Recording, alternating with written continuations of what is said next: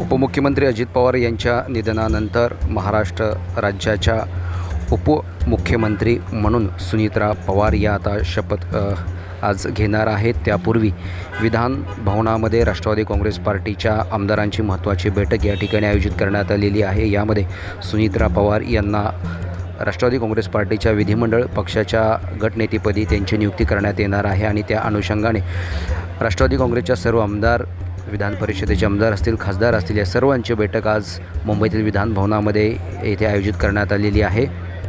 सध्या सुनीत्रा पवार या विधान भवन परिसरामध्ये आलेले आहेत। हा त्यांचा ताफा तुम्ही पाहू शकता।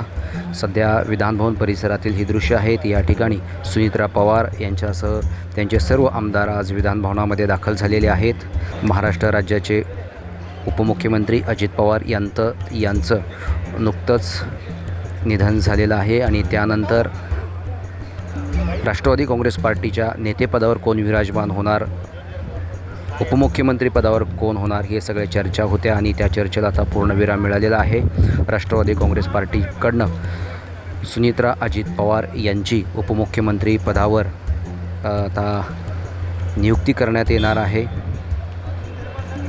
त्या अनुषंगाने राष्ट्रवादी काँग्रेस पार्टीच्या सर्व आमदारांची बैठक आज विधान भवनामध्ये होती आहे आणि ही दृश्य आहेत विधान भवन परिसरातील। या ठिकाणी सर्व राष्ट्रवादी काँग्रेस पार्टीचे आमदार या ठिकाणी दाखल झालेले आहेत। आज महत्त्वाची बैठक या ठिकाणी विधान भवनामध्ये पार पडणार आहे आणि त्यानंतर राष्ट्रवादी काँग्रेस पार्टीकडनं त्यांच्या विधिमंडळ गटनेते पदाची नियुक्ती सुनीत्रा पवार यांची त्या पदावर होणार आहे आणि त्यानंतर सायंकाळी 5 वाजता सुनीत्रा पवार या महाराष्ट्र राज्याच्या पहिल्या महिला उपमुख्यमंत्री म्हणून शपथ घेणार आहेत। या बातमीची सर्व अपडेट आम्ही तुमच्यापर्यंत पोहोचवत राहू। तुम्ही तुर्तास पाहत राहा DRV न्यूज मराठी।